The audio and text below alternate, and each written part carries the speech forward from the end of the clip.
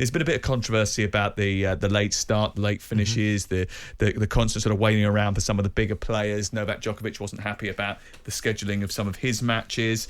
Obviously, the rain delays don't help those situations. We've got over the hurdle of the middle Sunday, which is good, I think. We had a great middle Sunday this year, which was fantastic. And tradition is really important, and you and I have both sort of spoken about that even over the course of the last week.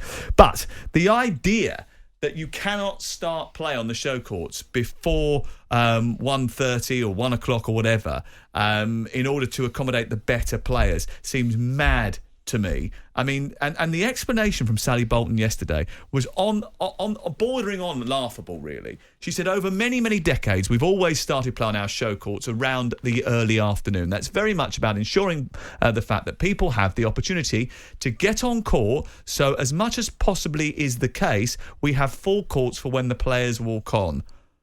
That's still absolutely our intention. What, you can't get in before 1 o'clock, is it? Is there no way of getting into Wimbledon before 1 o'clock? They don't do trains there before. And of course, the other thing is that we carefully have to think about the fact is that when people buy a ticket to come to Wimbledon, they want to experience a day at the championships. And that involves going out and seeing some play on the outside courts, perhaps going to get something to eat, maybe getting some strawberries and cream.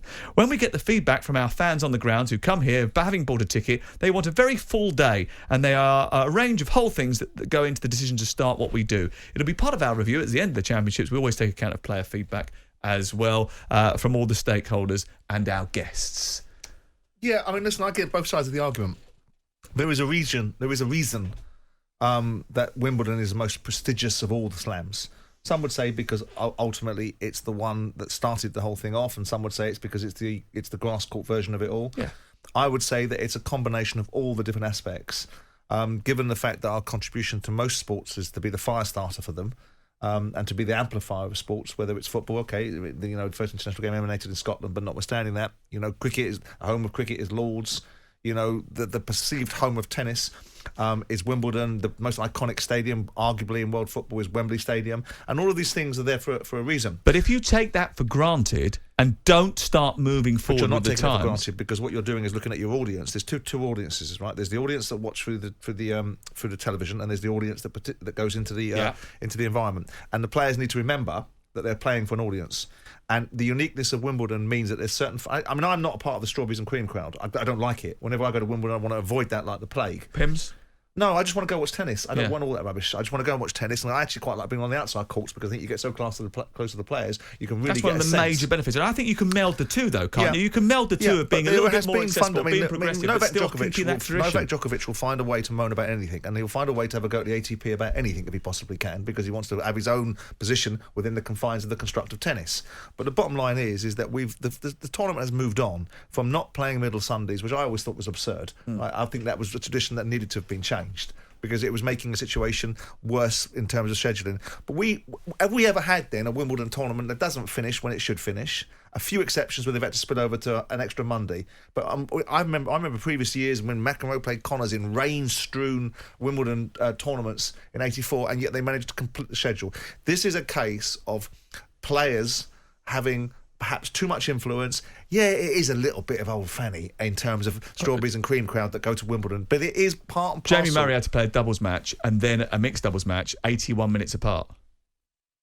And? Well, that's quite taxing, I think. And doubles has a far different connotation than singles, isn't it? It's far less court coverage. Absolutely. So I understand it's not ideal. Absolutely. It's not ideal.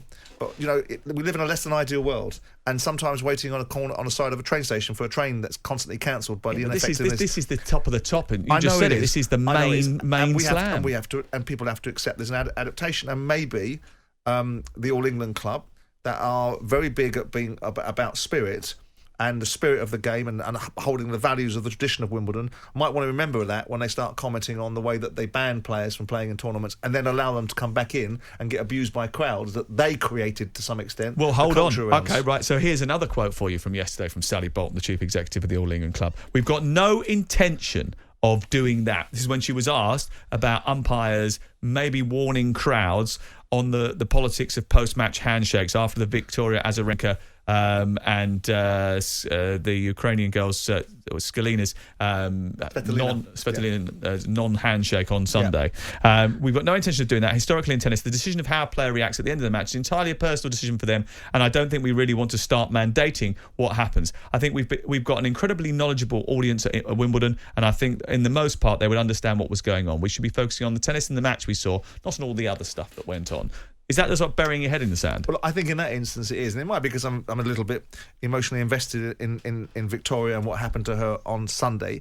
But the fact of the matter is, and right or wrong, right, the Wimbledon were the only Grand Slam that decided last year to ban Belarusian and Russian athletes from playing at Wimbledon. Some people will say absolutely so they should, but all the other Grand Slams did not. So they took a political decision because they were lent upon by the government. So they created a narrative. They've now decided that they will let them back in. The circumstances are still the same as this time last year. There is still an illegal war going on in Ukraine, dreadful things happening. So they decided to reverse out of a position that they created a temperature on.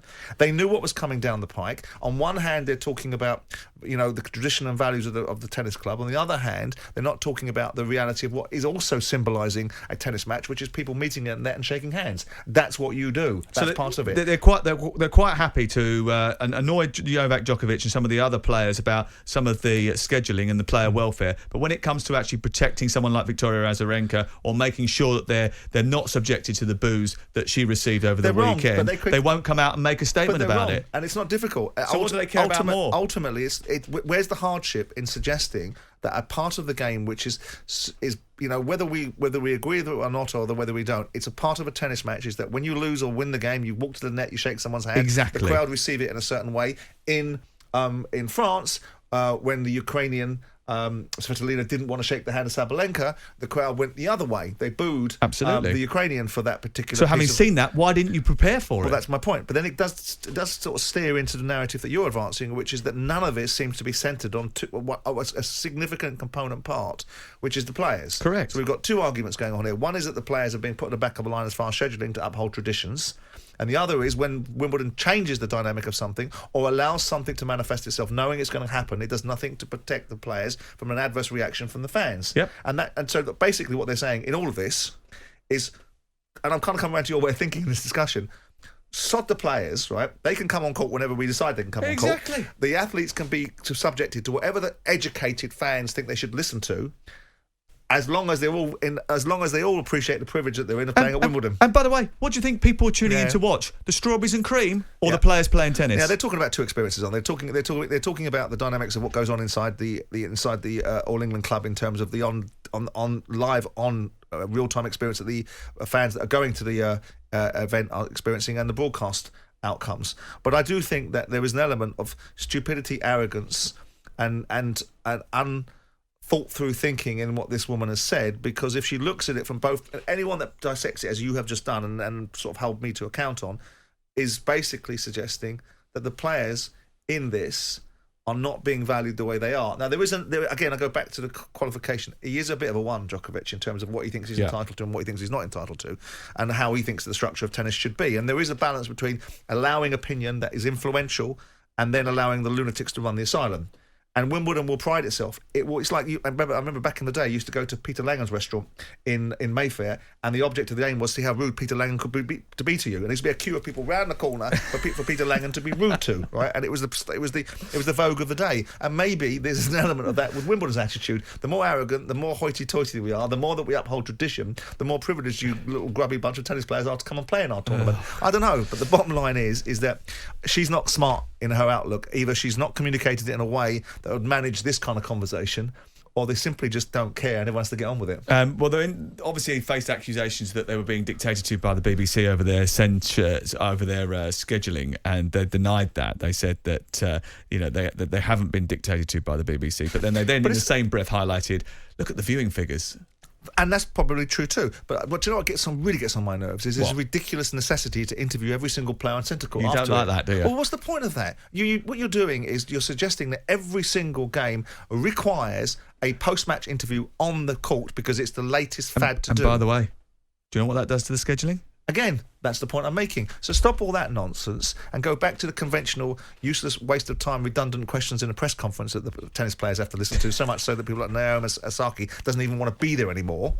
and then move back into a territory of when you've won the bloody tournament, we can hear from you. Yeah, we'll see if Lisa O'Sullivan has been kicked out or not of the All England Club in around about half an hour's time when play gets underway. There was a brilliant bit of viral video going out on Twitter over the weekend about a Wimbledon press conference. It was an archive, I think it's from the late 70s, early 80s, where basically McEnroe walks out of a press conference when a journalist, an English journalist, asked him about whether or not he came across if he was cheating. And then basically...